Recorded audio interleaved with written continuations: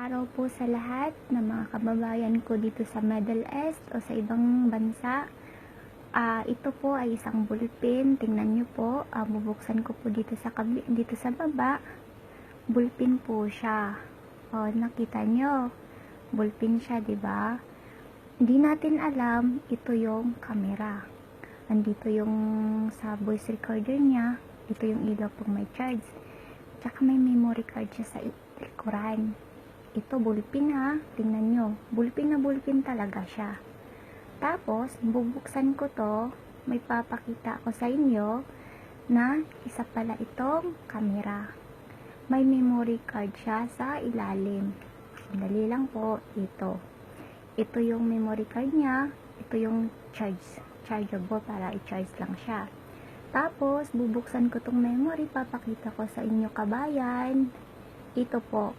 Ito po ang naglalaman ng voice record o sa sa camera. Insert nila to para makita nila anong ginagawa ninyo. Malay nyo ba sa kwarto nyo lang pala nilalagay, kala nyo ballpen lang o ano. Ito po kabayan, tingnan nyo pong maigi ha. Ballpen lang siya. Babalik ko na po.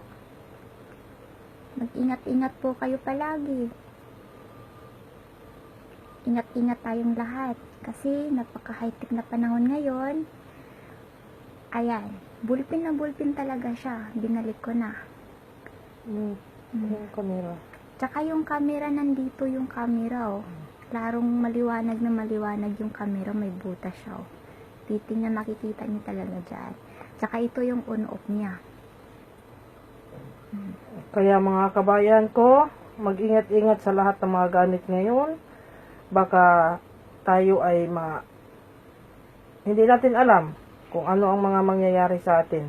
Kasi high-tech na lahat. Baka kahit CR nyo, lalagyan. Oh.